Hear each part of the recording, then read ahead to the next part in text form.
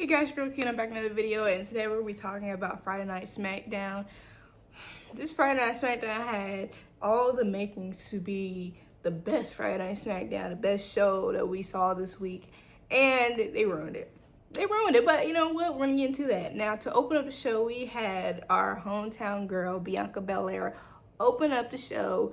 She got a very great reception from those in the crowd. Like, I'm so glad they stopped booing her because I hated that. And the fact that she got that return hometown Bianca pop, it was everything. I missed her, period. I cannot wait until she is fully healed and she can come back. I liked the fact that we was able to see a Bianca and Naomi face to face. When Naomi came out, I was like, you know what, we're in for a treat because these women have such great chemistry. They made magic with their promo before WrestleMania. I think it was one of the best promos. And this time, the promo that happened with Naomi and Bianca, I feel as though it was cut too short. I do.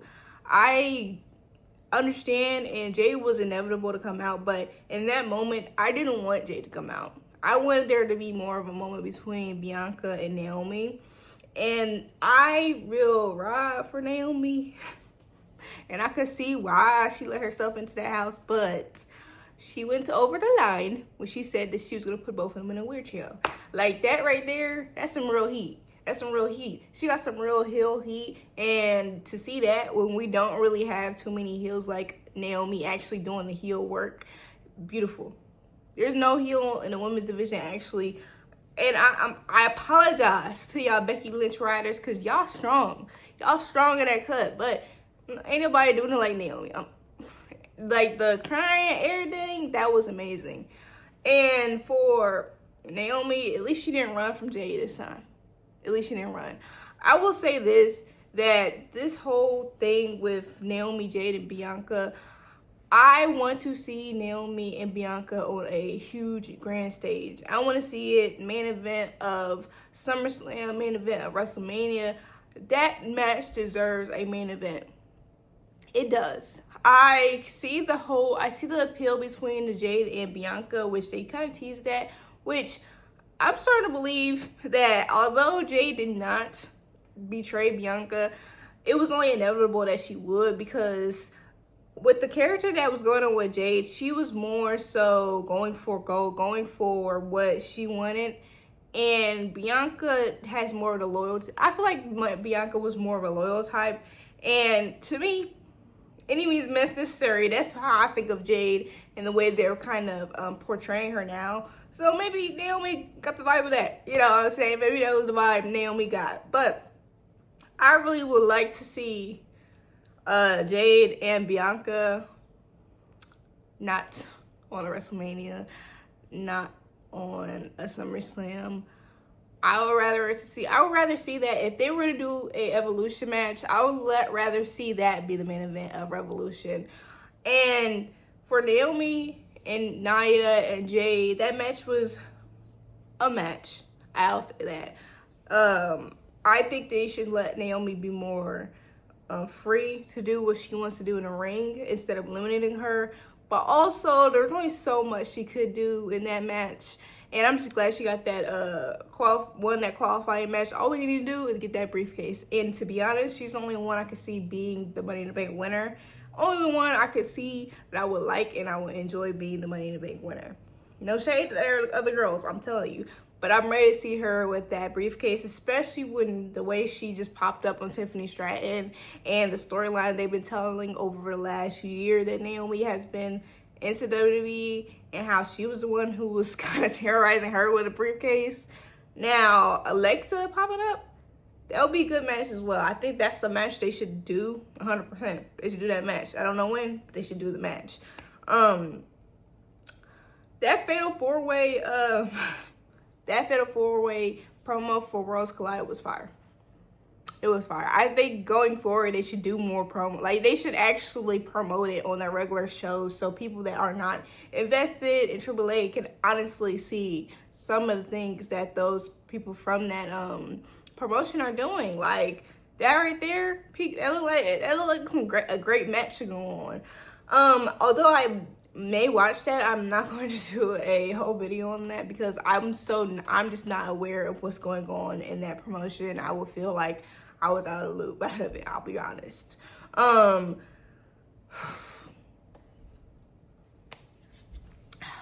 I like the White Six. I do.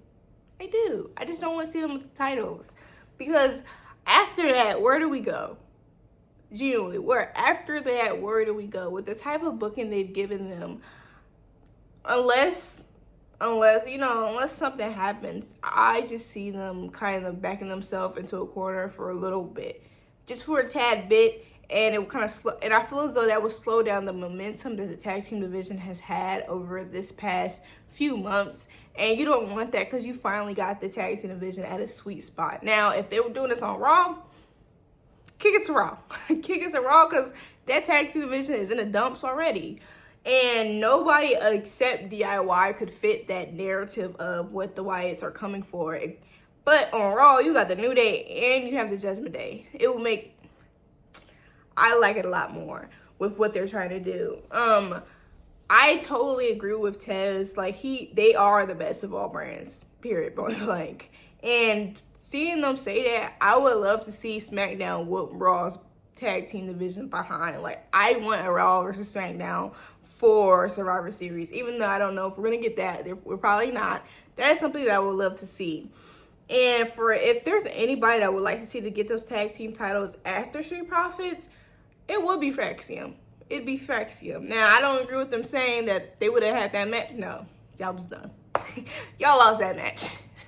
Y'all didn't get pinned. Y'all lost that match. So, Zelina Vega, she had a match with Alba Fire, which ended up going well. I have enjoyed the way they booked her as the champion, and that's what they need to do. Book the champion well. I'm glad that we're going to a point where new people are being introduced in the mid-card, and that's Julia. I'm excited to see the matches they're going to give us. Unpopular opinion, I know it is. I want to see Julia go through a few people before she goes to Zelina. Like, even though it's mid-card, I want y'all to actually treat the title with some prestige. So I'm hoping they don't instantly book a match with Zelina and Julia. I just hope that doesn't happen. There's no need for that to happen, and I don't want that to happen. Keep it a stack. Now, R-Truth, he just back to normal. He had a little running with the bloodline, called him all big boned, and I was done. And he had a match with JC Mateo. I didn't hate that match, but after that match, Jimmy comes out to help him out, which leads to Jimmy standing off against Solo and Solo exiting the ring. Now, JC tried to get up on Jimmy, and Solo said, "Whoa, hold up, that's not the plan." Them trying to continually get Jimmy I hope this goes to a bigger story, and they're able to kind of flesh that out, because Jimmy could be the one who either pushes the bloodline to a new era where there's not any group that's dependent on one another, or instead make it so he's more respected. I wouldn't hate that. I wouldn't hate it if he put himself in a position where he's more respected. And I don't know how they would do that, but I want him to be more respected and them to actually use Jimmy in a very productive way, other than run-ins, other than backstage segments, other than just being there to support somebody else, because Jimmy is the whole package, my favorite, and I want to see him really have a moment to shine like everybody else has had their moment to shine. Literally everybody else has had their moment to shine, their moment in the sun. But if you're having conversations about having Sami Zayn world title conversations, Solo and Money in the Bank, but then Jay where he's at, Roman's where he's at, Jacob where he's at, and then you just have Jimmy, the OG, over here playing games with R-Truth. No disrespect to R-Truth because he's a legend, but let's reel it in. Let's actually make things go productive for that man who's actually added to so many things that he's been in. So I'm ready to see some change when it comes to Jimmy's booking, and I hope it happens very soon. our Money in the Bank qualifying match for the men. This moment made me It made me crash out a tad bit on Twitter. It made me crash out a little tad bit, because I'm gonna say this disclaimer. It was a good match. It was a good match, and even though the Miz and Melo had their little their weird little moment beforehand, the Miz was actually solid, a little solid. He was a little solid. He wasn't shady, none of that. I respect that. And Carmelo and Andrade just has some undeniable chemistry that you can't even lie about. And I'm proud of Andrade, because he's able to be in a big match because he hasn't been used properly. He hasn't been used for real. So I'm not mad at that. And I'll say this, I'd rather Carmelo Hayes not make it than for him to have, you know what, that's not true. Because I want to see him in Money in the Bank and interacting with those on Raw, like Seth Rollins. I want to see that. And I feel like that's a missed opportunity. But I'd rather see that than have Seth win the Money in the Bank at Melo's expense a tad bit, a little bit. Or the Miz come in and ruin Melo's chance, something like that. But it's getting to the point where it's hard not to notice the difference between how Melo's been treated, and with the way that his counterparts, his classmates from NXT have been treated. And I don't want to compare his career to somebody else. You don't want to compare anything, because comparison is a thief of joy. But when it comes to something like wrestling, it's hard not to compare, because Carmelo Hayes is the whole package of what you would want in a superstar. He is the whole package. He could be a good heel, and I think he could be a good face. He can command the crowd's attention and get all of that. Has great charisma, great on the mic, and he's got paid what? A chain? A plastic hollow chain. All right. And I've been enjoying his matches with the vets. I've been enjoying his matches with those who have already been established, but I wanted to go somewhere. I don't feel as if it is cool for Carmelo Hayes and for, I'll be honest, a lot of black talent, you have to say, all right, bro, let him cook. You got to say, hey, man, you know what? Good things happen to those way. Patience. And I'll say there's not only black talent, because you see LA Knight. Y'all talking about it's his, third or something, like Money in the Bank in a row. He got to get it. Nah, brother is not getting it. So I won't say it's only black talent, but Carmelo Hayes is he's so good. He's literally so good. And the fact that we are having conversations and thoughts, I'm not going to belittle Alistair's and Andrade's whole in-ring work, because they're great too. They're great. They're amazing. But the fact that we constantly are thinking of, man, Andrade and Melo, fire. I need to see another match of that. Or Alistair and Carmelo, oh, we need to see some more of that.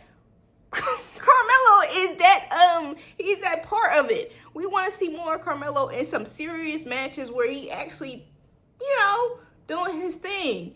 And then the fact that we had I hate this. We had to see freaking Braun Strowman beat Carmelo Hayes. Have you seen Braun Breaker get done up like that? No. But who was the bigger star in NXT? Like, Braun Breaker. That man was two-time IC champion. Not only a two-time IC champion, been in WrestleMania, had him a SummerSlam moment. He is in a huge storyline with Seth freaking Rollins, CM Punk, Paul Heyman, Roman Reigns, and Jey Uso, and Sami Zayn. I respect The Miz, but currently, in this current day, his capital is not the same as those men I just mentioned. You got Lyra Valkyria. She has finally been able to flesh out who she is as a performer, and she's in a feud with Becky Lynch, and Bayley is on the other side of it. Two horsewomen. Not only was she that, she had the Intercontinental IC Championship. She was able to go to Queen of the Ring and be in the finals. Let's talk about Tiffany Stratton. Somebody on his brand. Tiffany Stratton won Money in the Bank. She was able to be in a storyline, stay in a minute card with Nia, Naomi, and Bayley. Bianca sometimes in there, yeah, too, because she was in a tag team division. She wasn't really in that.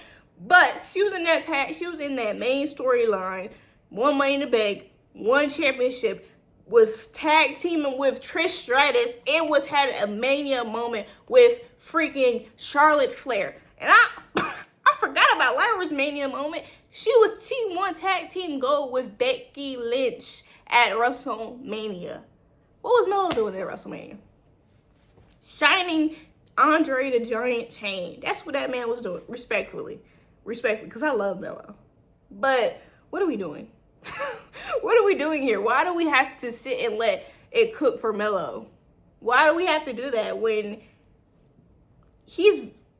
Lyra Valkyria is close second, but I feel as though performance-wise, and the thing is, even if there is some holes with Carmelo Hayes, just as you've done with those other superstars, you could make it in a way where you push him and it don't even matter about the things that he's not great at or something like that. You could do that. You could have that happen. But for us to see him, I'm not mad. It's fine when people get pinned, because you have to get pinned in wrestling. Somebody's going to be pinned. Somebody is going to take a pin. That's fine. But that man is taking a pin 8 out of 10 times when he wrestles. Can we say the same for his other counterparts? And I ain't talking about Kiana James. She been out for injury. I ain't talking about the ones that have been released, because they've been released. But the one I'm talking about the ones that are on the same level as Carmelo Hayes, the first round draft pick. And that was some bull. If he was going to be the first round draft pick, he need to be treated like as such. And that's my little rant. That's my rant, because real life, what are we doing? What are we doing? And I'm not strictly saying it's because it's race, because at that point when you bring race into it, I feel as though your opinion is kind of invalidated, because somebody's always going to say, oh, well, that's not the case. Look at it. You can look at this. You can look at that. How they be tricked? Like, I ain't going to do that. I just want you to look at the facts. I just want you to look at how it's mind-blowing.